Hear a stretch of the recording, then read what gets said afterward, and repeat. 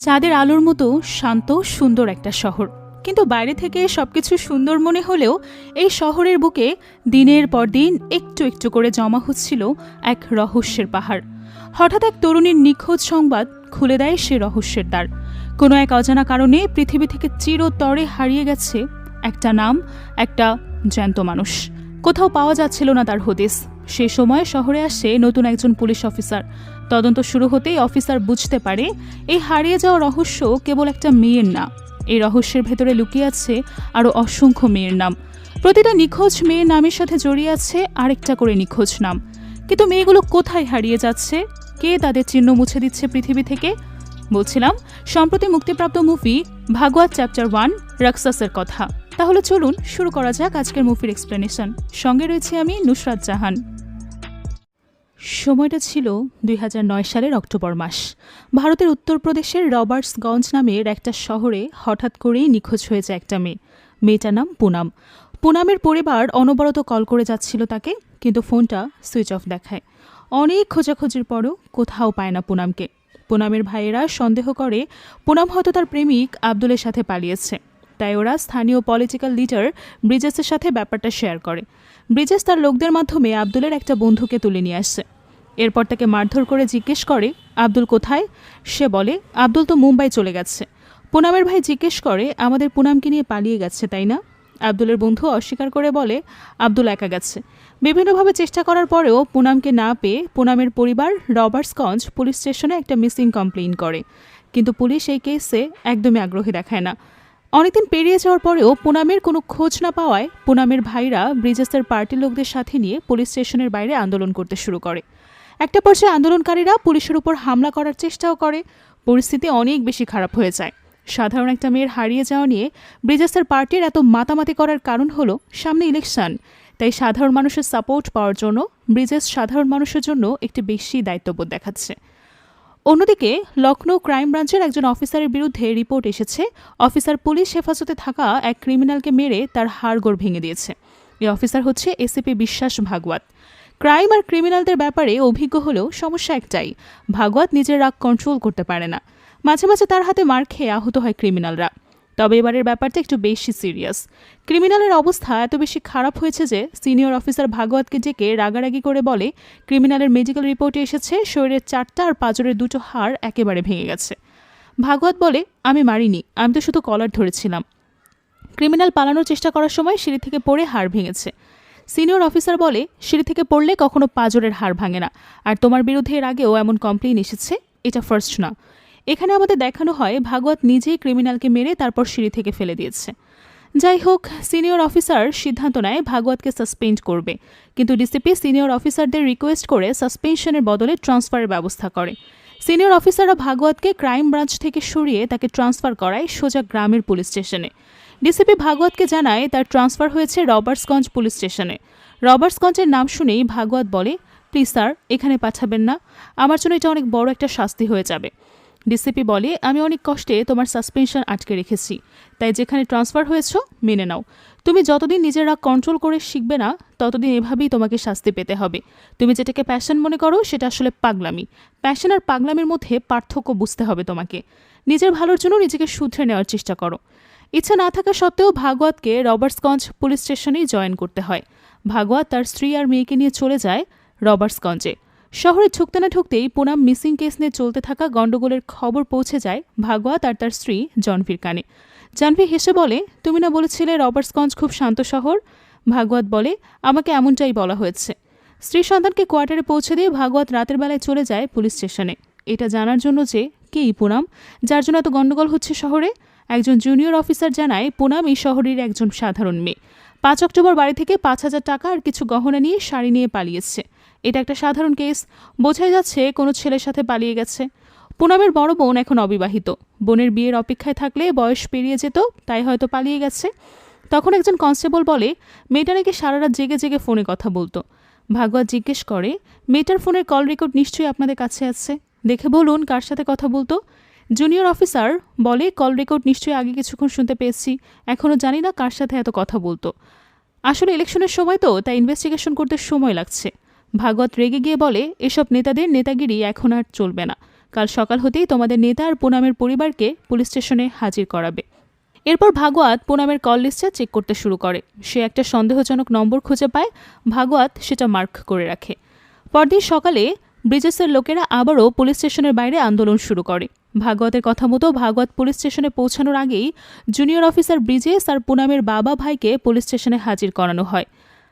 ভাগবত junior অফিসারকে বলে সবাইকে তার রুমে পাঠিয়ে দিতে। ভাগবতের রুমে ঢুকেই ব্রিজেস উঁচু গলায় বলে, আমার মেয়ে হারিয়ে গেছে আর আপনারা কানে তুলো গুজে আয়েশ করছেন। ভাগবত একটা ধমক দিয়ে বলে, গলা নামিয়ে কথা বলুন। এরপর ব্রিজেস চেয়ার টেনে বসতে বলে। ভাগবত বলে, দাঁড়িয়ে থাকুন। এরপর ভাগবত রাগারাগি করে বলে, বাইরে আন্দোলনের নামে আপনার পার্টির লোকেদের যে নাটক চলছে সেটা 30 মিনিটের মধ্যে বন্ধ করবেন। হয়তো এক একজনের এমন অবস্থা করব কল্পনাও করতে পারবেন না। মেয়েটা ভালোবেসে প্রেমিকের সাথে চলে গেছে, এটা নিয়ে এত বড় ঝামেলা কে পাকিয়েছে? এরপর পুনামের বাবা কাঁদতে কাঁদতে বলে, আমার মেয়ে এমন না, আমার মেয়ে এভাবে পালিয়ে যেতে পারে না, আপনি দয়া করে আমার মেয়েকে খুঁজে দিন। ভাগবত পুনামের বাবাকে সান্ত্বনা দিয়ে বলে, আমি আপনার মনের অবস্থাটা বুঝতে পারছি, আমারও একটা মেয়ে আছে। পুনামের বাবা বলে, 10 দিন থেকে মেয়েটার কোনো খোঁজ খবর নেই, ওর মা পাগল হয়ে গেছে প্রায়। আপনি যদি আমার মেয়েকে খুঁজে দিতে পারেন তাহলে একটা তারিখ বলুন, আমি পুনামের মাকে সান্ত্বনা দিয়ে বলবো এই তারিখের মধ্যে আমাদের মেয়ে ফিরে আসবে। ভাগবত বলে, আমাকে 15 দিন সময় দিন, 15 দিনের মধ্যে আপনার মেয়ে আপনার বাড়িতে থাকবে। পুনামের বাবা বুক ভরা আশা নিয়ে তার বাড়িতে ফিরে যায়। এরপর আমরা বেনারস শহরের এক সহজ সরল মেয়ে মীরাকে দেখি। মীরা সাইকেল চালিয়ে কোথাও যাচ্ছে। হঠাৎ মীরার সাইকেলের সামনে একটা ছেলে চলে আসে। এতে মীরা সাইকেল থেকে পড়ে যায়। ছেলেটাও নিজের ভুল বুঝতে পেরে তার কাছে ক্ষমা চায় এবং উঠতে হেল্প করে। এরপর ছেলেটা কৌশলে মীরার পরিচয় জানতে চায়, কিন্তু মীরা নিজের নাম পরিচয় কিছুই বলে না। তবে ছেলেটা নিজ থেকেই নিজের পরিচয়টা বলে মীরাকে। ছেলেটার নাম সামির, সে একজন প্রফেসর। সামির মীরার সাথে ফ্লার্ট করার চেষ্টা করে। মীরা পাত্তা না দিয়ে চলে যায়। ওই দিনের পর থেকে সামির নিয়মিত এই রাস্তায় মীরার জন্য অপেক্ষা করতে থাকে। সে রীতিমতো মীরাকে ফলো করতে থাকে। এক পর্যায়ে দুজনের মধ্যে বন্ধুত্ব তৈরি হয়, আর বন্ধুত্ব ভালোবাসায় পরিণত হতেও খুব বেশি সময় লাগে না। অন্যদিকে ভাগবতের কাছে ওই নম্বরের ডিটেলস ইনফরমেশন চলে আসে। পুনাম যার সাথে সারা রাত কথা বলতো, নম্বরটা প্রবীণ সাহু নামের কোনো একজন ব্যক্তির। ভাগবত পুনামের বাবাকে ডেকে কল রেকর্ড দেখিয়ে বলে, আপনি তো বলেছিলেন আপনার মেয়ে কারোর সাথে পালাতে পারে না, এই যে দেখুন আপনার মেয়ে রাতের বেলা ঘন্টার পর ঘন্টা এই নম্বরে কথা বলতো। শুধু তাই নয়, দিনের বেলাতেও মিনিমাম 7-8 বার কথা বলতো। আর এই ছেলের নাম আব্দুল না, প্রবীণ সাহু। ভাগবত পুনামের বাবার কাছে জানতে চায় প্রবীণ নামের কাউকে চেনে কিনা। পুনামের বাবা বলে না। পুনামের বাবা আবার ভাগবতকে রিকোয়েস্ট করে বলে, আমার মেয়েটাকে যেভাবেই হোক খুঁজে দিন। ভাগবত বলে, বলেছি না 15 দিনের মধ্যেই পেয়ে যাবেন, 15 দিন পর্যন্ত অপেক্ষা করুন। এরপর ভাগবত ওই ফোন নম্বরে ইনফরমেশন ফলো করে প্রবীণ সাহু নামের ওই লোককে খুঁজে বের করে। পুলিশ দেখে প্রবীণ পালানোর চেষ্টা করে, কিন্তু শেষ পর্যন্ত পালাতে পারে না, ধরা পড়েই যায়। ভাগবত প্রবীণকে পুনামের ছবি দেখে জিজ্ঞেস করে, পুনামকে কোথায় রেখেছ? প্রবীণ পুনামের ছবি দেখে তাকে চিনতেই পারে না। তখন ভাগবত ওই নম্বরটা বলে জিজ্ঞেস করে যে, এটা তোর নম্বর না? প্রবীণ একটু আতঙ্কিত হয়ে বলে, এই নম্বরের কথা কেন জিজ্ঞেস করছেন? আমার বোন কৌশলার কিছু হয়েছে নাকি? ভাগবত এবং জুনিয়র অফিসার ভাবে প্রবীণ উল্টাপাল্টা কথা বলে বাহানা করছে, তাই ওকে 2টো থাপ্পড় লাগিয়ে দেয়। প্রবীণ বলে, এটা আমার নম্বর, কিন্তু এই নম্বরটা ব্যবহার করে আমার বোন কৌশলা। জুনিয়র অফিসার বলে, আমাদের পাগল ভেবেছিস? যা বলবি বিশ্বাস করব? তোর বোন নম্বর ব্যবহার করে, তাহলে কি পুনাম তোর বোনের সাথে পালিয়েছে? প্রবীণ বলে, আমার বোন 7 মাস ধরে নিখোঁজ, আমি এফআইআরও করেছি। প্রবীণ এফআইআর কপি দেখায়। এরপর বলে, আপনারা পুনাম নামের মেয়েটার সাথে আমাকে একবার দেখা করানোর ব্যবস্থা করুন, সে হয়তো জানে আমার বোন কোথায় আছে। ভাগবতের কাছে সব যেন তালগোল পাকিয়ে যায়, সে বুঝতেই পারে না কি করবে এখন। অন্যদিকে সামির এবং মীরা বেনারসের একটা ঘাটে বসে গল্প করার সময় মীরার পরিবারের লোকেরা ওদেরকে দেখে ফেলে। মীরার পরিবার জোর করে টেনে হিচড়ে মীরাকে বাড়িতে নিয়ে যায়, আর সামিরকে মারধর করে সামিরের মুখে কালি লাগিয়ে দেয়। মীরার পরিবার মীরাকে বাড়িতে আটকে রাখে, কিন্তু মীরা লুকিয়ে লুকিয়ে ফোনে সামিরের সাথে যোগাযোগ কন্টিনিউ রাখে। এদিকে ভাগবত পুলিশ স্টেশনে ফিরে কৌশলার নম্বরে কল রেকর্ড করে চেক করে দেখে ওই নম্বর থেকে পুনাম ছাড়াও আরও 2টো নম্বরে রেগুলার কথা হতো। ভাগবত জুনিয়র অফিসারকে বলে ওই নম্বর 2টো ডিটেলস ইনফরমেশন বের করতে। জুনিয়র অফিসার ইনফরমেশন বের করে জানায় 2টো নম্বরের মধ্যে একটা সন্ধ্যা নামে রেজিস্টার করা, আরেকটা সন্তোষ নামে। ভাগবত সন্তোষের নম্বর থেকে লোকেশন বের করে দ্রুত তার টিম নিয়ে সন্তোষের বাড়িতে চলে যায়। সন্তোষের বাবা ভেতর থেকে বেরিয়ে এলে ভাগবত সন্তোষের বাবাকে বলে, কোথায় আপনার ছেলে? তাড়াতাড়ি ডাকুন তাকে।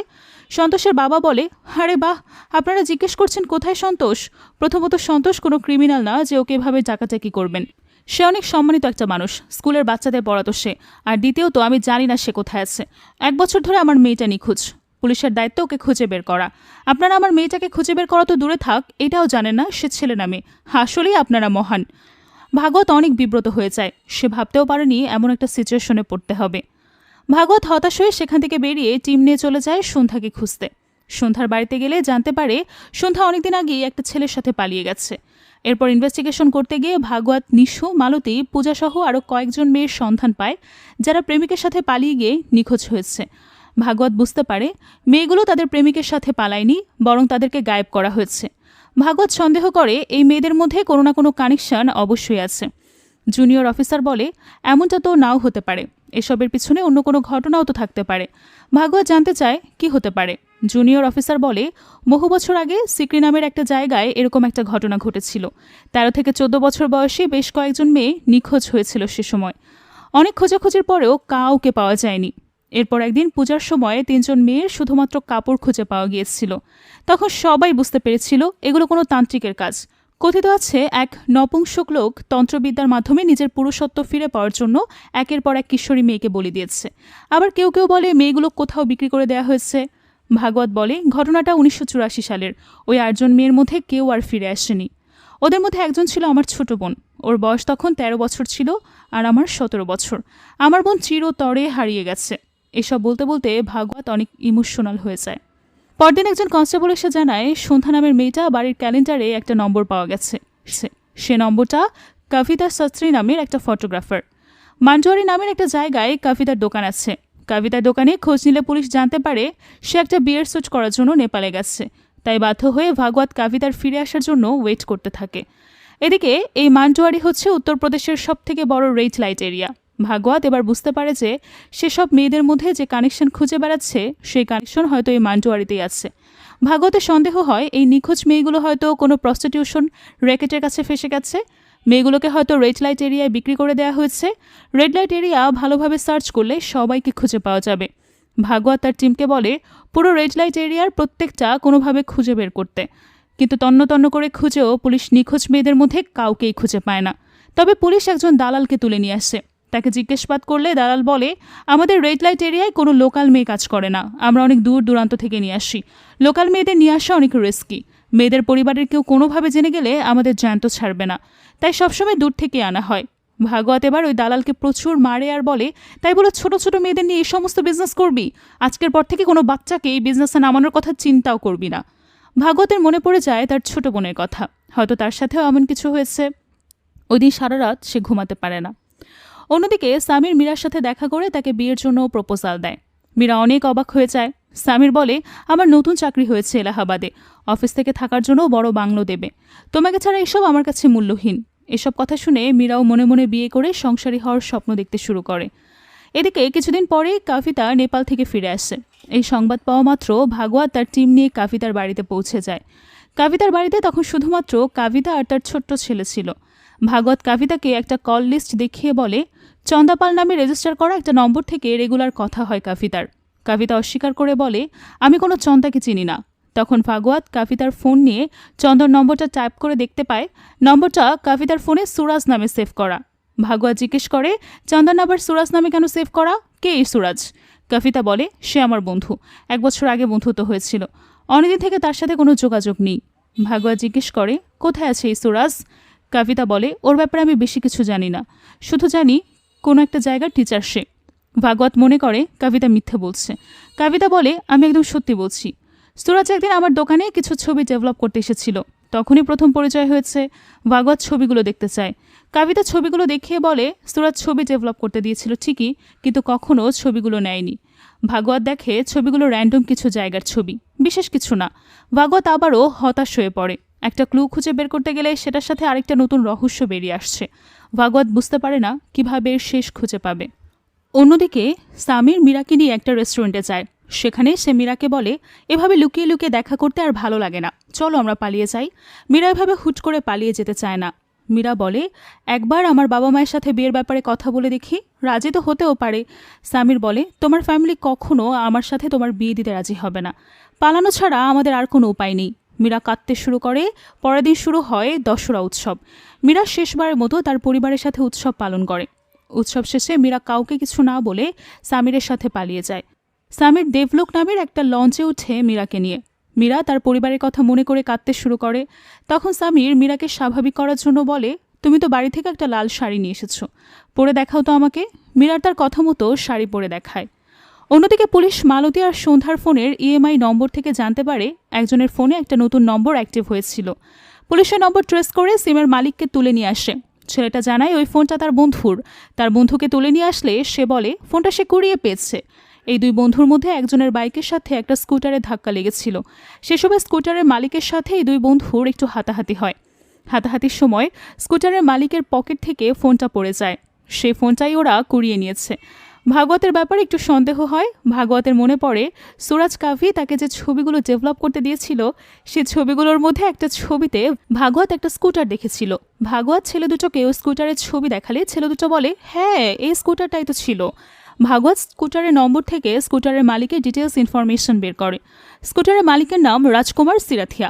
এখানে আমরা সামিরের ছবি দেখতে পাই। অর্থাৎ সামির আসলে একজন ফ্রড, তার আসল নাম রাজকুমার।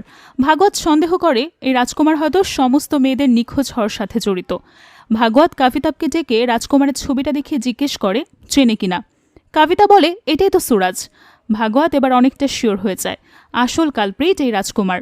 ভাগবত তার টিম মেম্বারদেরকে বলে রাজকুমার সম্পর্কে সমস্ত ডিটেলস ইনফরমেশন জোগাড় করে তাকে জানাতে। অন্যদিকে আমরা সামির অর্থাৎ রাজকুমারকে দেখতে পাই। সে বাকি সবার মতো মীরাকেও গায়েব করে দিয়েছে। সামিরের সাথে আর মীরাকে দেখা যাচ্ছে না। সামির স্কুটি নিয়ে নিজের আসল বাড়িতে চলে যায়, যেখানে তার স্ত্রী সুমিত্রা থাকে। রাজকুমারের একটা ছেলেও আছে। রাজকুমার তার স্ত্রীর প্রতি অনেক ভালোবাসা প্রকাশ করে, এমনকি সে সুমিত্রার গলায় একটা চেইন পরিয়ে দেয়। এই চেইনটা মীরার গলায় ছিল। অর্থাৎ রাজকুমার মীরাকে গায়েব করার আগে তার কাছ থেকে মূল্যবান জিনিসগুলো ছিনিয়ে নিয়েছে। পুলিশ ইনভেস্টিগেশন করে জানতে পারে রাজকুমারের স্ত্রী আসলে একজন নয়, দুজন। সুমিত্রা রাজকুমারের দ্বিতীয় স্ত্রী। রাজকুমার বেশিরভাগ সময় তার দ্বিতীয় স্ত্রীর কাছেই থাকে। ভাগবত কাবিতার মাধ্যমে রাজকুমারকে হাতে নাতে ধরার একটা প্ল্যান তৈরি করে। ভাগবত কাবিতাবকে দিয়ে রাজকুমারকে কল করায় এবং দেখা করতে বলে। কাবিতাব রাজকুমারকে একটা বাজারের মধ্যে দেখা করতে ডাকে। সেখানে ভাগবত তার টিম নিয়ে আগেই পৌঁছে যায়। দীর্ঘ সময় অপেক্ষা করার পর একটা পর্যায়ে রাজকুমার কাবিতার সাথে দেখা করতে চলেই আসে।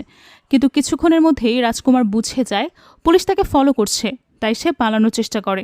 তবে শেষ পর্যন্ত পুলিশ তাকে ধরে ফেলে এবং পুলিশ স্টেশনে নিয়ে যায়। ভেতরে নিয়ে গিয়ে অফিসাররা জোর করে রাজকুমারের জামা কাপড় সব খুলে নেয়, এমনকি আন্ডারওয়্যারটা পর্যন্ত বাকি রাখে না। রাজকুমার হাত জোর করে তাদের কাছে রিকোয়েস্ট করতে থাকে তাকে এভাবে অপমানিত না করার জন্য। সে ভাগবতের সঙ্গে কথা বলার জন্য রিকোয়েস্ট করে, কিন্তু ভাগবত তার সামনে আসে না। সে আড়াল থেকে রাজকুমারের হাবভাব দেখতে থাকে। রাজকুমারকে ওই অবস্থায় জেলে বন্দি করে রেখে বাকি অফিসাররা ভাগবতের কাছে যায়। ভাগবত বুঝে গিয়েছিল এ ছেলে একটা পাক্কা ধরিবাজ, সাত সাতটা মেয়েকে গায়েব করে দিয়ে এখন ইনোসেন্ট সাজছে। সেটা দেখে ভাগবতের ভীষণ রাগ হয়। তখন একজন অফিসার বলে ওঠে, আপনি টেনশন করবেন না স্যার, এখনই ওর হাত পা ভেঙে ওর মুখ থেকে সব সত্যটা বের করছি। কিন্তু ভাগবত বলে, না, হাত পা ভাঙলে মুখ খোলার মতো মানুষ রাজকুমার না, এ ভীষণ জেদি। এদিকে তাদের হাতেও সময় নেই। 2 দিনের মধ্যে যদি রাজকুমারের মুখ থেকে সব কথা বের না করা যায়, তাহলে 4 দিনের মাথায় সে ছাড়া পেয়ে যাবে। তাই তার মুখ থেকে কথা বের করার একটা ইনোভেটিভ আইডিয়া বের করে ভাগবত। সে টিমমেটদের সাথে রাজকুমারের উপর 24 ঘন্টা নজর রাখতে বলে, যাতে সে 1 মিনিটের জন্য ঘুমানোর সুযোগ না পায় এবং তাকে 1 গ্লাস পানিও পর্যন্ত খেতে না দেয়া হয়। এখন রাজকুমারের জামা কাপড় তো পুলিশ খুলে নিয়েছে, তাই একজন অফিসার গিয়ে তাকে একটা শান্ডম আন্ডারওয়্যার দিয়ে আসে পরার জন্য। আর তারপর শুরু হয় তার উপর টর্চার। সে যতবারই ঘুমে ঝুলে পড়েছিল ততবারই কোনো না কোনো অফিসার এসে তাকে জাগিয়ে দেয়। ওদিকে পুলিশের একটা টিম পৌঁছে যায় রাজকুমারের 2 বউয়ের বাড়িতে। তারা পুরো বাড়ি তন্ন তন্ন করে খুঁজতে থাকে কোথাও কোনো ক্লু পাওয়া যায় কিনা। এসব দেখে রাজকুমারের 2 বউই ভীষণ ঘাবড়ে যায়। সুমিত্রা তো পুলিশের সাথে ঝগড়া বাঁধিয়ে দেয়, তারা কিভাবে কোনো ভদ্র মানুষের বাড়িতে ঢুকে এইভাবে রেইড করতে পারে। তখন একজন কনস্টেবল রেগে গিয়ে তাকে বলে, আমরা যদি এখন না আসতাম তাহলে ওই মেয়ের পরিবারগুলো এসে তোমাদের উপর হামলা করত, যাদের পরিবারের মেয়েকে তোমার স্বামী গায়েব করে দিয়েছে। কথা শুনে সুমিত্রা একেবারে থমকে যায়। দুজনের সাথে কথা বলে পুলিশ জানতে পারে যে রাজকুমারের বউয়েরা এই ব্যাপারে কিছুই জানে না। তারা তো এটাই জানে না যে তাদের স্বামী বেকার। জানবেই বা কী করে? 3 মাস আগে রাজকুমার সুমিত্রার বাড়িতে নতুন টিভি কিনে দিয়েছে, আর সেই সাথে অন্যান্য ছোটোখাটো গিফট তো চলতেই থাকে। তবে সব কিছু শুধুমাত্র রাজকুমারের দ্বিতীয় বউ সুমিত্রার কপালেই জোটে। বড় বউ তো এসবের ছিটে ফোটাও পায় না। শুধু তাই না, পুলিশ সুমিত্রার বাড়ি থেকে অনেক গহনা, ঘড়ি এবং আরও কিছু দামি দামি জিনিস খুঁজে পায়। কিন্তু সুমিত্রা পুলিশকে জানায় যে সেগুলোর ব্যাপারে কিছুই জানে না। এগুলো রাজু ওরফে রাজকুমার নিজের রুমে লুকিয়ে রেখেছে। একজন বেকার লোকের কাছে এত দামি দামি জিনিস দেখে ভাগবত ভীষণ অবাক হয়। এমন সময় তার চোখ পড়ে মেশিন বোর্ডে লাগিয়ে রাখা একটা মেয়ের ছবির দিকে। রাজকুমারের বাড়ি থেকে উদ্ধার করা একটা কানের দুলের সাথে ওই ছবিতে থাকা কানের দুল হুবহু মিলে যায়। এরপর ভাগবত সবগুলো গহনা চেক করে জানতে পারে সেখান থেকে বেশিরভাগ গহনাই গায়েব হওয়া মেয়েদের কারো। এসবের মাঝেই সে পুরোটা দিন পার হয়ে যায়। টানা একদিন না ঘুমিয়ে না খেয়ে থাকার পরেও রাজকুমারের মুখ খোলে না। এরপর ভাগবত তাকে ইন্টারোগেশনের জন্য ডেকে এনে তার সামনে ওই গহনার ছবিগুলো রাখে, কিন্তু সেগুলো দেখেও রাজকুমার কিছুই বলে না। এতে ভাগবত বিরক্ত হয়ে আরও 24 ঘন্টার জন্য তাকে ওই একইভাবে রাখতে বলে। সেটা শুনে রাজকুমার ঘাবড়ে গিয়ে বলে, স্যার প্লিজ এমন করবেন না, কালকে থেকে দানা পানি পেটে পড়েনি, এক বিন্দুও ঘুমাতে পারিনি, তার উপর আবার না জানি কার আন্ডারওয়্যার পরিয়ে দিয়েছেন, অন্য মানুষের আন্ডারওয়্যার পরলে ইনফেকশন হতে পারে। কিন্তু ভাগবত তার কথা একটুও পাত্তা দেয় না। তখন রাজকুমার তাকে রিকোয়েস্ট করে যে অন্তত একটু পানি দিন। সেটা শুনে ভাগবত রেগে গিয়ে তার আন্ডারওয়্যারের উপর পানি মেরে দিয়ে বলে, নাও, এক ঢিলে 2 পাখি মারা হয়ে গেল, তোমার আন্ডারওয়্যার ধুয়ে দিলাম, এখন এটা নিংড়ে পানি খেয়ে নাও। কথাটা শুনে রাজকুমারের ভীষণ রাগ হয়, কিন্তু সে কোনো রিয়্যাক্ট করে না।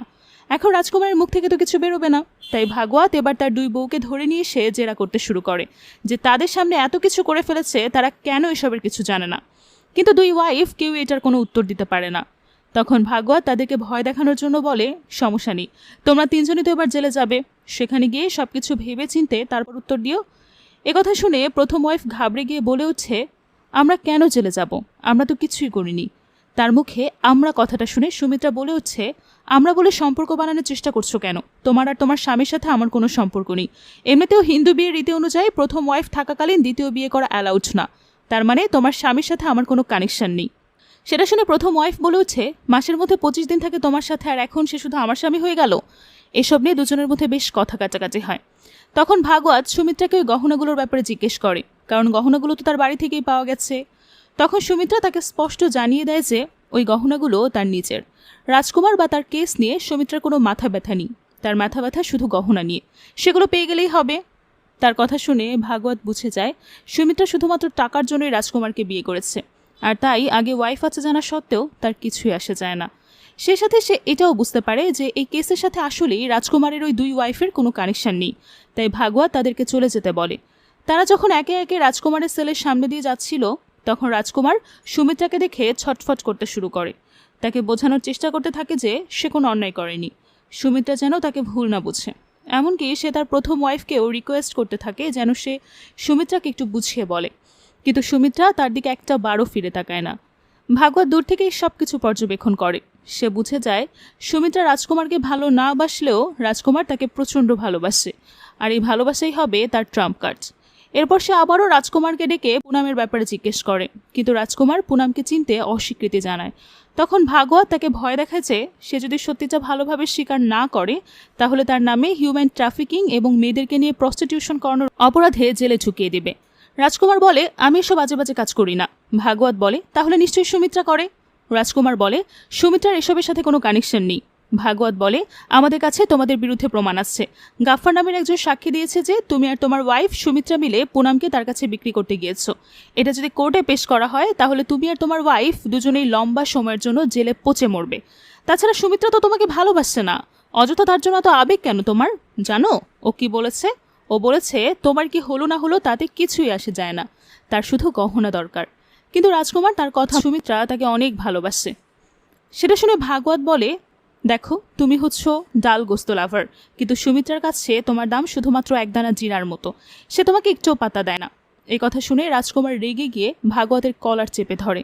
তখন ভাগবত তাকে রাগে এমন একটা থাপ্পড় মারে যে সে ছিটকে গিয়ে খানিকটা দূরে গিয়ে পড়ে, কিন্তু তাতেও ভাগবতের রাগ কমে না।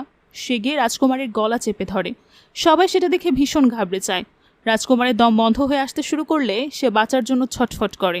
তখন ভাগবত তাকে ছেড়ে দিয়ে সেখান থেকে চলে যেতে শুরু করে। তখন রাজকুমার বলে, আপনি তো এবার নির্ঘাত সাসপেন্ড হবেন, অন্তত পক্ষে 2টো হাড় তো আমার অবশ্যই ভেঙেছে। ভাগবত রেগে গিয়ে বলে, যেদিন সত্যি হাড় ভাঙতে শুরু করব সেদিন তুই কথা বলার মতো কন্ডিশনে থাকবি না। এটা বলে সে চলে যায়। এত টর্চারের পরও রাজকুমার মুখ না খোলাতে ভাগবত খুব টেনশনে পড়ে যায়, কারণ তার হাতেও বেশি সময় নেই। এমন সময় তার মাথায় নতুন একটা আইডিয়া আসে। পরদিন সে রাজকুমারকে টর্চার করার বদলে সুমিত্রাকে থানায় নিয়ে গিয়ে প্রচণ্ড পেটায়, আর সে চিৎকার শুনে রাজকুমার ছটফট করতে শুরু করে। সে চিৎকার করে ভাগবতের কাছে রিকোয়েস্ট করতে থাকে সুমিত্রাকে ছেড়ে দেওয়ার জন্য। তখন ভাগবত বুঝতে পারে যে তার ওষুধে কাজ হয়েছে। এরপর সুমিত্রাকে রাজকুমারের সেলের সামনে নিয়ে আহত অবস্থায় নিয়ে যেতে দেখে রাজকুমার আরও বেশি ভেঙে পড়ে। তাকে এতদিন ঘুমাতে দেওয়া হচ্ছিল না, আর এখন তার চোখ থেকে ঘুম উধাও হয়ে গিয়েছিল। সে নিজেই ভাগবতের সঙ্গে সামনাসামনি কথা বলতে চায়। তখন ভাগবত তাকে ইন্টারোগেশন রুমে নিয়ে গিয়ে সুমিত্রার কনফেশন লেটার দেখায়, অর্থাৎ তার এসব কাণ্ড কারখানার ব্যাপারে সুমিত্রাও জানত। রাজকুমার সেটা দেখে বলে, এসবের কোনো দরকার নেই, আমি সুমিত্রাকে সত্যিই ভালোবাসি, তোমার পছন্দের খাবার থেকেও, তবে সেটা সুমিত্রার থেকে বেশি পছন্দের না। এরপর সে নিজেই বলতে থাকে, পুনম মূলত একটা জুয়েলারি দোকানে ছিল। ওদের দুই বোনের অবস্থাই সস্তার মেটালের জুয়েলারির মতো, খুব সহজেই মার্কেটে কিনতে পাওয়া যায়। 28 বছর পার হয়ে যাচ্ছে, কিন্তু এখন পর্যন্ত বিয়ে হয়নি। আমাদের সমাজে এরকম মেয়েরা সাধারণত খুবই ইনসিকিউরিটি এবং ডিপ্রেশনে ভোগে। তার মধ্যে আমি গিয়ে 2-4টা ভালো কথা বলতেই সে আমার প্রেমে পড়ে যায়। এরপর প্রায়ই আমাদের ফোনে কথা হতো, ফোনে ফোনে আমাদের প্রেম জমে উঠছে। একটা ছেলে আর একটা মেয়ের মধ্যে যা কিছু হতে পারে সেটা মোবাইলের মাধ্যমেই হয়। তারপর আমি ওকে পালিয়ে বিয়ের জন্য জোর করি। কয়েকদিন একটু ঘোরানোর পর সেও রাজি হয়ে যায়। তারপর আমরা পালিয়ে ক্রান্তিবাগে চলে যাই। বাস স্ট্যান্ডের পাশে একটা ছোট হোটেলে রুম নিয়েছিলাম আমরা। এরপর আমি ওকে আমার এক গুরুজির সঙ্গে দেখা করানোর বাহানায় পুনমকে নিয়ে তার আশ্রমের উদ্দেশ্যে রওনা হই। যেহেতু আমরা আশ্রমে যাচ্ছিলাম, তাই পুনমকে তার কাছে থাকা গহনাগুলো সব হোটেলের রুমে রেখে যেতে বলি। সে একদম খালি গলায় সাধারণভাবে বের হয়। ভাগবত খুব মনোযোগ দিয়ে তার কথাগুলো শুনছিল। রাজকুমার আরও জানায় যে তারা যখন আশ্রমে যাওয়ার জন্য বাস স্ট্যান্ডে অপেক্ষা করছিল, তখনই সে পুনমকে বলে, আমার খুব ভয় লাগছে, তুমি যদি প্রেগনেন্ট হয়ে যাও। সেটা শুনে পুনম নিজেও বেশ ঘাবড়ে যায়। আসলে রাজকুমার খুব ভালোভাবেই মেয়েদের সাইকোলজি বুঝত। সে জানত কাকে কিভাবে ভয় দেখাতে হবে। তো পুনম যখন এই বিষয়টা নিয়ে প্যানিক করতে শুরু করে, তখন রাজকুমার বলে, তুমি চিন্তা করো না, আমার কাছে আয়ুর্বেদিক ওষুধ আছে, একটা খেলেই সব ঠিক হয়ে যাবে। কিন্তু ওষুধের স্বাদটা খুবই খারাপ, তাই ওয়াশরুমে গিয়ে খাও। যদি বমি টমি হয়েও যায় তাহলে সেখানেই হোক। তার কথা মতো পুনম ওয়াশরুমে গিয়ে ওষুধটা খায়। এদিকে রাজকুমার বাইরে বসে পুনমের অপেক্ষা করে। দেখতে দেখতে আধা ঘন্টা হয়ে যায়, পুনমের কোনো খোঁজ নেই। রাজকুমার বুঝতে পারে পুনমের কাজ শেষ হয়ে গেছে, অর্থাৎ সে মারা গেছে।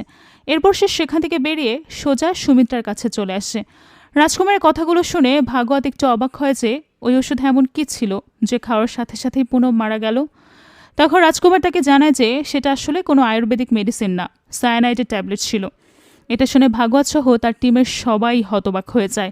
ভাগবত কোনোভাবেই তার রাগ কন্ট্রোল করতে পারছিল না, তাই খারাপ কিছু হওয়ার আগে সে রাজকুমারকে সেখান থেকে সরিয়ে যেতে বলে। তারপর পুলিশ ক্রান্তিবাগ থানায় গিয়ে পুনমের ব্যাপারে জিজ্ঞেস করে। সেখান থেকে জানা যায় যে রাজকুমারের মেনশন করার সময়ে বাস স্ট্যান্ডের টয়লেট থেকে একটা মেয়ের লাশ উদ্ধার করা হয়েছিল, কিন্তু লাশটা শনাক্ত করা সম্ভব হয়নি, কারণ ওয়াশরুমটার ভেতর থেকে বন্ধ থাকার কারণে সবাই ভেবে নিয়েছিল ভেতরে অন্য কোনো মানুষ আছে। আর যেহেতু সেটা একটা পাবলিক টয়লেট, তাই কেউই বিষয়টাতে খুব একটা ইম্পর্টেন্স দেয়নি। তারপর যখন পুনমের পানিতে ভেজা লাশটা ধীরে ধীরে পচে গন্ধ বেরোতে শুরু করে, তখনই সবাই পুলিশকে খবর দেয়। পুলিশ লাশটা উদ্ধার করার পর 7 দিন পর্যন্ত সেটা কোল্ড স্টোরেজে রাখে, কিন্তু পরবর্তীতে তারা লাশটাকে ডিসপোজ করতে বাধ্য হয়। কথাগুলো শুনে ভাগবত ভীষণ কষ্ট পায়। সে পুনমের বাবাকে খুব কনফিডেন্স নিয়ে ওয়াদা করেছিল যে 15 দিনের মধ্যেই সে পুনমকে খুঁজে বের করবে। সে পুনমকে খুঁজে বের করলো ঠিকই, কিন্তু মৃত। বেচারা বুকে পাথর বেঁধে পুনমের পরিবারের কাছে গিয়ে তার মৃত্যুর সংবাদটা জানায়। খবরটা শুনে পুনমের বাবা খুব রেগে যায়, কারণ এতদিন সে আশা করেছিল তার মেয়ে সুস্থ অবস্থায় বাড়ি ফিরবে, আর এখন কিনা পুলিশ তার মেয়ের মৃত্যুর খবর জানাচ্ছে, তাও আবার লাশ ছাড়াই। ভাগবতের কিছুই করার নেই, তাই সে চুপচাপ বের হয়ে আসে। মেয়ের মৃত্যুর খবর শুনে তার বাবা মা প্রচণ্ড ভেঙে পড়ে। এদিকে ভাগবত এবং তার টিম রাজকুমারকে নিয়ে বের হয়ে যায় সমস্ত মার্ডারের প্রেসগুলোকে শনাক্ত করার জন্য। রাজকুমার একে একে ভাগবতদেরকে সেই জায়গায় নিয়ে যায় যেখানে সে ওই মেয়েগুলোকে একে একে খুন করেছিল। তারা কিভাবে খুন করেছিল সেটাও বলতে থাকে। এসবের মাঝে রাজকুমারের খুব খিদে পেয়ে যায়, বাকিদেরও খুব খিদে পায়। কাজ করতে করতে খাবারের কথা খেয়ালই ছিল না তাদের, তাই তারা সবাই একটা ধাবায় গিয়ে বসে। সেখানকার স্পেশাল আইটেম ছিল ডাল গোস্ত, যেটা কিনা রাজকুমারের ফেভারিট, তাই রাজকুমারের কথা ভেবে সবার জন্য ডাল গোস্ত অর্ডার করা হয়। সেখানে গিয়েও রাজকুমার নস্টালজিক হয়ে যায়, কারণ সে তার শিকারদের মধ্যে একজনকে নিয়ে একদিন এমনই একটা ধাবায় খেতে এসেছিল। তবে মেয়েটার নাম কী ছিল, সীমা নাকি সুনিতা, সেটা তার মনে নেই। তার কথা শুনে ভাগবত আবারও অবাক হয়, কারণ এই দুটো নাম তাদের রেকর্ডে ছিল না। সে বুঝতে পারে রাজকুমার শুধু এই 7টা মেয়েকে না, তারা আরও অনেকেই শিকার বানিয়েছে। তাই সে রাজকুমারের কাছে শুরু থেকে সব জানতে চায়। রাজকুমারও নির্দ্বিধায় সব বলতে শুরু করে। তার প্রথম শিকারের নাম ছিল রোহিণী। এরপর একে একে পূজা, সীমা, সুনিতা এবং বাকিরা আসতে থাকে। সে ভাগবতের সামনে ডিটেলস এক্সপ্লেন করে যে কিভাবে কোথায় কোথায় নিয়ে গিয়ে প্রত্যেকটা মেয়েকে মেরেছে। তার কথা শুনে ভাগবত এবং তার টিমের মাথায় আকাশ ভেঙে পড়ে, কারণ রাজকুমারের হিসাব অনুযায়ী 7টা না বরং 19টা মেয়েকে শিকার বানিয়েছিল সে। এসব কথা শুনে একজন অফিসার তাকে জিজ্ঞেস করে মেয়েগুলোকে প্রাণে মারার কী দরকার ছিল, কিন্তু রাজকুমার কোনো উত্তর দেয় না।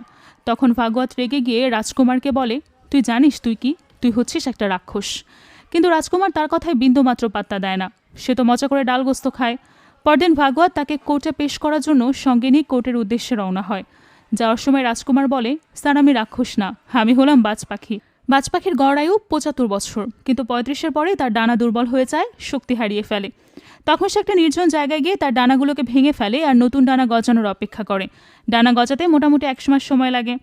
একবার নতুন ডানা গজাতেই সে আবারও শিকারের জন্য রওনা হয়। তবে এই ডানা গজানোর সময়টা সে খুব ভয় কাটায়। আমার কাছে এই সময়টা এই ডানা গজানোর 1 মাস সময়ের মতোই, একবার ডানা গজিয়ে গেলেই আমি উড়াল দেব। তার কথা শুনে ভাগবত বুঝে গিয়েছিল সে এত সহজে রাজকুমারকে বাগে আনতে পারবে না, কিন্তু হার মেনে নেওয়া তো তার ডিকশনারিতে ছিল না। রাজকুমারকে কোর্টে পেশ করা হলে তার লম্বা চওড়া চার্জশিট দেখে জজ সাহেব নিজেও ভীষণ অবাক হয়। সে রাজকুমারকে জিজ্ঞেস করে সে নিজের জন্য কোনো উকিল হায়ার করেছে কিনা।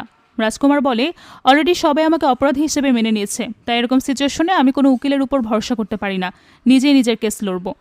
এটা শুনে ভাগবত আরও অবাক হয়। সে বুঝে উঠতে পারছিল না যে রাজকুমার আসলে কী করতে চাচ্ছে আর সে কত দূর যেতে পারবে। যাই হোক, জজ রাজকুমারকে নিজের কেস লড়ার পারমিশন দিয়ে দেয়। তখন রাজকুমার তার কাছে আরও একটা রিকোয়েস্ট করে যে কেস চলাকালীন সুমিত্রাকে যেন কোর্টে না নিয়ে আসা হয়। সে চাচ্ছিল না সুমিত্রাকে এসবের মধ্যে টানা হোক, কারণ এসবের সাথে সুমিত্রার কোনো কানেকশন নেই। জজ সেটাও মেনে নেয়। তারপর রাজকুমারকে জেলে ফেরত নিয়ে আসা হলে কোর্টের অর্ডার অনুযায়ী তাকে কিছু আইনের বই দিয়ে দেওয়া হয়। রাজকুমার সেগুলো পড়ে কেসের প্রস্তুতি নিতে শুরু করে, আর অন্যদিকে ভাগবত চেষ্টা করতে থাকে কিভাবে রাজকুমারকে যথাযথ শাস্তি দেওয়া যায়। সে একে একে প্রত্যেকটা কেস খুব ভালোভাবে খতিয়ে দেখতে শুরু করে এবং এই কেসগুলোর সাথে যারা ইনভলভ ছিল তাদের প্রত্যেককে আস্ক করে। সেখান থেকে রাজকুমারের বিরুদ্ধে আরও কিছু ইনফরমেশন পায় পুলিশ। তারা জানতে পারে 2003 সালের দিকে একবার রাজকুমার বাজারের মধ্য থেকে একটা মেয়ের গলার চেন ছিনতাই করার চেষ্টা করছিল, কিন্তু দুর্ভাগ্যবশত বাজারের অন্যান্য লোকেদের হাতে সে ধরা পড়ে যায়। এবার তাকে পুলিশে দেওয়া হলে বেচারা প্রচণ্ড মারও খায়, সেই সাথে সোনার চেইনটাও ফেরত দিতে হয়। সেই সময় রাজকুমার শপথ করেছিল যে এরপর থেকে আর কোনো কাজ অসম্পূর্ণ রাখবে না। এই কথা শুনে ভাগবত বুঝতে পারে যে রাজকুমার কেন ওই মেয়েগুলোকে সবশেষে প্রাণে মেরে ফেলেছে, কারণ মেয়েগুলোকে বাঁচিয়ে রাখলে একটা সময় তারা রাজকুমারের জন্যই হুমকি হয়ে দাঁড়াতো। পরের দিন কোর্টে ক্রান্তিবাগ বাস স্ট্যান্ডের একজন কন্ডাক্টরকে সাক্ষী হিসেবে পেশ করা হয়, যে কিনা ওই রাতে পুনম এবং রাজকুমারকে একসঙ্গে দেখেছিল। তার বর্ণনার সঙ্গে পুনমের চেহারা এবং পোশাক আশাকের বর্ণনা সম্পূর্ণ মিলে যায়, আর সেখান থেকে প্রমাণ হয়ে যায় ওই রাতে সত্যি পুনম রাজকুমারের সঙ্গে ক্রান্তিবাগে ছিল। তবে রাজকুমার পুরো বিষয়টা অস্বীকার করে এবং এটা প্রমাণ করার চেষ্টা করে যে ওই কন্ডাক্টর মিথ্যা বলছে, পুলিশ সব শিখিয়ে দিয়েছে। কিন্তু তার কাছে যেহেতু কোনো ভিত্তিতে প্রমাণ ছিল না, তাই জজ তার কথা শোনে না। অবশ্য বাস স্ট্যান্ডে তাদের দুজনকে একসাথে দেখাতে কোনো অপরাধ প্রমাণ হয় না, যে কারণে সেদিনকার মতো কোর্ট মুলতবি করে দেওয়া হয়। পরদিন কোর্টে সেই হোটেলের রিসেপশনিস্টকে পেশ করা হয়, যেখানে ওই রাতে পুনম এবং রাজকুমার গিয়ে উঠেছিল। রিসেপশনিস্ট জানায় যে তাদের হোটেলের রেজিস্ট্রারে রাজকুমার নিজের নাম পরেশ লিখেছিল এবং পুনমকে নিজের ওয়াইফ হিসেবে পরিচয় দিয়েছিল। এসব কথার মাঝেই ভাগবতদের কাছে তার জুনিয়র অফিসারের কল আসে। সে ভাগবতকে জানায় যে তার ওইসব এলাকা এবং আশেপাশের সব জায়গায় সায়ানাইড ডিলারদের সঙ্গে কথা বলেছে, কিন্তু কারোর সাথে রাজকুমারের কোনো কানেকশন খুঁজে পাচ্ছে না। এটা শুনে ভাগবত একটু টেনশনে পড়ে যায়। সে তার জুনিয়রকে আরও ভালোভাবে খোঁজ নিতে বলে। ওদিকে রাজকুমার এবার স্বীকার করে যে ওই রাতে সে আর পুনম ওই হোটেলে ছিল। এখন তারা তো দুজনেই অ্যাডাল্ট এবং কেউ কারোর সঙ্গে কোনো জোর করেনি, তাই তার উপর কোনো অভিযোগ করার জায়গাও নেই। সে কোর্টে জানিয়ে দেয় পুনম আসলে তাকে ভালোবাসত এবং বিয়ে করতে চাচ্ছিল, কিন্তু রাজকুমারের এরকম কোনো ইচ্ছা ছিল না। এটা নিয়ে তাদের মধ্যে ওই রাতে ঝগড়া হয়। পুনম রাগ করে হোটেল থেকে বের হয়। তারপর তার সঙ্গে কী হয়েছে সেটা সে জানে না। এসব কথা বলতে বলতে রাজকুমার কোর্টের সামনে ইমোশনাল হওয়ার অ্যাক্টিং করে। সাথে এটাও জানায় যে সে পুনমকে ভালোবাসত না ঠিকই, কিন্তু মানবিকতার একটা ব্যাপার তো থাকেই। তাই পুনমের মৃত্যুর খবর শুনে সে নিজেও ভেঙে পড়ে। এসব কথা ভাগবতের ভীষণ রাগ হয়, কারণ সে তো জানতো রাজকুমার মন গড়া গল্প বলছে, কিন্তু আনফর্চুনেটলি তার এই গল্পগুলোকে মিথ্যা প্রমাণ করার মতো কোনো তথ্য বা সাক্ষী তার কাছে নেই। এদিকে পুনমের আসল ঘটনা জানার পর তার বাবা ভীষণ রেগে যায়, কারণ তার মেয়ের জন্য এখন তাদের পরিবারের সম্মান নষ্ট হচ্ছে। সে বলে এর থেকে তো পুনমকে না খোঁজাই ভালো ছিল। কিন্তু পুনমের মা বলে, একবার ভেবে দেখো, আমাদের মেয়েকে ওই শয়তানটা বিষ খাইয়ে মেরেছে, না জানে কত কষ্ট হয়েছিল তার। তখন পুনমের বাবা রেগে বলে, কিছুদিন পরে আমরাও সে কষ্ট টের পাবো, কারণ আমাদেরও বিষ খাওয়ার ব্যবস্থা হয়েছে। এই বলে সে রেগে খাবার টেবিল থেকে উঠে যায়। এদিকে পুলিশ ওই গুরুজির সঙ্গে দেখা করে জানতে পারে যে ওই রাতে রাজকুমার সত্যি তার সঙ্গে দেখা করতে গিয়েছিল, কিন্তু একা, কারণ সে তার পাপ মোচন করতে চাচ্ছিল। পূজারী তার পাপের ধরন জিজ্ঞেস করলে রাজকুমার তাকে জানিয়েছিল যে সে একটা কুমারী মেয়ের সঙ্গে রাত কাটিয়ে তারপর তাকে বিষ খাইয়ে মেরে ফেলেছে। এই বয়ানের ভিত্তিতে ওই পূজারীকে কোর্টে পেশ করা হয় এবং কোর্টেও সে একই কথা বলে, কিন্তু রাজকুমার এবারও সবকিছু অস্বীকার করে। সেই সাথে কোর্টকে এটাও জানায় যে 1984 সালে একবার ওই পূজারী কোর্টে একটা কেসের বয়ান দিয়েছিল, কিন্তু আসল ফ্যাক্টরের সাথে তার বয়ানের কোনো মিল ছিল না, যে কারণে তার বয়ান খারিজ করে দেওয়া হয়। এরপর সেই ডক্টরকে কাঠগড়ায় ডাকে পুনমের পোস্টমর্টেম করেছিল। রাজকুমার ডক্টরকে জিজ্ঞেস করে যে পোস্টমর্টেম করার সময় পুনমের শরীরে কোনো আঘাতের চিহ্ন অথবা সিমট্রেসিস পাওয়া গেছে কিনা। ডক্টর জানায় এমন কিছু নেই। রাজকুমার তখন জিজ্ঞেস করে এমন কোনো চিহ্ন কি আসলেও ছিল না, নাকি আপনি ঠিক করে দেখেননি। ডক্টর বলে আসলে লাশটা এমন অবস্থায় পাওয়া গিয়েছিল যে এই ব্যাপারগুলো ঠিকভাবে যাচ করা যায়নি। রাজকুমার জানতে চায় লাশটা কেমন অবস্থায় পাওয়া গিয়েছিল। ডক্টর বলে যখন উদ্ধার করা হয়েছিল তখন ওয়াশরুমের দরজাটা ভেতর থেকে আটকানো ছিল, আর লাশটাও পানিতে ভিজে অনেকটা পচে গিয়েছিল। স্পষ্ট বোঝা যাচ্ছিল মেয়েটা সুইসাইড করেছে। আর এই কথা দিয়ে রাজকুমার প্রমাণ করে দেয় যে সে পুনমকে খুন করেনি, পুনম নিজেই সুইসাইড করেছে। সেটা দেখে ভাগবত রেগে বাইরে বের হয়। তখন সরকারি পক্ষের উকিল এসে তাকে বলে এই ছেলেটা মোটেও সাধাসিধা না, প্রচণ্ড চালাক, কিন্তু তার থেকেও বড় প্রশ্ন হচ্ছে ও এতগুলো সায়ানাইডের ট্যাবলেট পেল কোথা থেকে। এটা তো সাধারণ কোনো ওষুধের দোকানে কিনতে পাওয়া যায় না। সামান্য মাত্রার সায়ানাইড দিয়ে অনেক মানুষকে খুন করা যায়, তাহলে মানুষ মারার অস্ত্র রাজকুমার কোথা থেকে পেল। ভাগবত তখন এই বিষয়টা নিয়ে টেনশনে পড়ে যায়। ভাগবত ছুটে যায় এভিডেন্স রুমে। সেখানে রাজকুমারের কিছু এভিডেন্স জমা আছে, আর তাতে রাজকুমারের আতরের বোতলও আছে। ভাগবত বোতল বের করে বলে এই আতরের সাথে সায়ানাইডের কোনো সম্পর্ক আছে, কিন্তু কনস্টেবল বলে এই বোতলে তো সন্দেহজনক কিছু নেই, এগুলো সব ফরেন্সিক টেস্ট করা হয়েছে। কিন্তু ভাগবতের সন্দেহ দূর হয় না। সে দোকানটা খুঁজে বের করে যেখান থেকে আতরটা কেনা হয়েছে। ভাগবত দোকানের মালিককে জিজ্ঞাসাবাদ করলে দোকানের মালিক বলে এসব বিষাক্ত জিনিসের সাথে আমার দোকানের কোনো সম্পর্ক নেই। ওই দোকানের মালিকের কাছে ভাগবত জানতে পারে দোকান মালিকের বাবার জুয়েলারির দোকান আছে। ভাগবত এবার জুয়েলারির দোকানে চলে যায়। জুয়েলারি তৈরির কাজে সায়ানাইড ইউজ করা হয়, তাই ভাগবতের সন্দেহ প্রখর হয়। দোকান মালিক খালিদকে জিজ্ঞাসাবাদ করলে সে বলে আমি আর রাজকুমার একসাথে জেলে কিছুদিন ছিলাম। সেখানে রাজকুমার আমার কাছে গোল্ড পালিশের কাজ শিখেছে। জেল থেকে বের হওয়ার পর সে মাঝে মাঝেই আমার কাছ থেকে সামান্য পরিমাণ সায়ানাইড নিয়ে গেছে। পরের দিন ভাগবত কোর্টে খালিদকে হাজির করে। সরকারি উকিল আদালতে খালিদ আর রাজকুমারের সম্পর্কে সব বলে। এরপর রাজকুমারকে প্রশ্ন করার সুযোগ দিলে রাজকুমার উল্টো খালিদকে বলে কেন সবার সামনে মিথ্যা বলছো? আমাদের বন্ধুত্ব আছে ঠিকই, কিন্তু আমি কখনো সায়ানাইড নিইনি তোমার থেকে। এরপর সে খালিদকে ভয় দেখিয়ে বলে সায়ানাইড যেহেতু তোমার কাছেই থাকে তার মানে মার্ডারগুলো তুমি করেছো। এবার খালিদ ভয় পেয়ে বলে আমি কাউকে খুন করিনি, কারো কাছে সায়ানাইড বিক্রিও করিনি, পুলিশ আমাকে মারধর করে বাধ্য করেছে এসব বলার জন্য। আবারও রাজকুমার কৌশলে পুরো খেল পাল্টে দেয়। ভাগবত চিন্তিত হয়ে ভাবে কিভাবে রাক্ষসের মুখোশ সবার সামনে উন্মোচন করবে। প্রচণ্ড রাগে ভাগবত রাতের বেলা কারাগারে যায় রাজকুমারকে হত্যা করতে, তবে লাস্ট মোমেন্টে নিজেকে কন্ট্রোল করে আর ফিরে আসে। পরদিন ভাগবত এক এক করে সব মৃত মেয়েদের ব্যাপারে রিসার্চ করে। রাজকুমার কবে কাকে কোন হোটেলে নিয়ে গেছে সব ইনফরমেশন চেক করে, কিন্তু কোনো মেয়ের ইনফরমেশন দেবলোককে লঞ্চের মাধ্যমে দেখতে পায় না। তাই ভাগবত একটু অবাক হয়, কারণ রাজকুমার যখন তার সামনে সবকিছু কনফেস করেছিল তখন সে দেবলোক লঞ্চের নাম উল্লেখ করেছিল। ভাগবত তার টিমকে বলে দেবলোক নামের লঞ্চ কোথায় আছে খুঁজে বের করতে। পুলিশ অনেক খুঁজে দেবলোক নামে মোট 3টা লঞ্চ খুঁজে বের করে। এদের মধ্যে একটা লঞ্চের ম্যানেজার রাজকুমারকে চেনে, তাই ভাগবত সেখানকার লোকাল পুলিশ স্টেশনে খোঁজ করে কোনো বেয়ারিশ লাশ পাওয়া গিয়েছে কিনা। সেখানকার পুলিশ বলে এমন কোনো রিপোর্ট আসেনি পুলিশ স্টেশনে, তবে বাস স্ট্যান্ডের ওয়াশরুমে একটা মেয়েকে সেন্সলেস অবস্থায় পাওয়া গেছে। তাকে উদ্ধার করে হাসপাতালে ভর্তি করা হয়েছে। ভাগবত হাসপাতালে গিয়ে ওই মেয়ের ব্যাপারে খোঁজ করে। হাসপাতাল কর্তৃপক্ষ জানায় মেয়েটার নাম সালু, সেই হাসপাতালের নার্স নীলিমার পরিচিত। ভাগবত নীলিমার সাথে দেখা করে সালুর ব্যাপারে জানতে চায়। নীলিমা জানায় সালুকেও সায়ানাইড দেওয়া হয়েছিল, কিন্তু ছোটবেলা থেকে সালু মেডিসিন খেতে ভয় পায়, তাই ওই মেডিসিনটাও খেতে গিয়ে মুখ থেকে বের করে ফেলে দিয়েছিল। সালু শরীরে সায়ানাইডের অল্প পরিমাণ প্রবেশ করায় সে প্রাণে বেঁচে যায়, কিন্তু এত বেশি অসুস্থ হয়ে যায় যে সে টানা 40 দিন কোমায় ছিল। কোমা থেকে বের হওয়ার পরেও সে প্রচুর ডিপ্রেশনে ছিল, সবসময় কান্না করত। অনেক কষ্ট করে নীলিমা সালুকে স্বাভাবিক জীবনে ফিরিয়ে আনে। কিছুদিন আগে সালুর বিয়েও হয়, সে এখন নতুন করে জীবন শুরু করেছে। ভাগবত সালুর কথা বলতে চাইলে নীলিমা জানায় সালু কারোর সাথে দেখা করবে না। সালু নিজের আসল পরিচয় গোপন করে নতুন জীবন শুরু করেছে। তার হাজবেন্ডও তার আসল নাম জানে না। ভাগবত সালুর আসল নাম জানতে চায়। এখানে আমরা জানতে পারি সালুর আসল নাম মীরা। ওই ঘটনার পর এই নীলিমা মীরাকে আশ্রয় দিয়েছে এবং নতুন করে বাঁচতে শিখিয়েছে। নীলিমা নিষেধ করা সত্ত্বেও ভাগবত মীরার সাথে দেখা করে।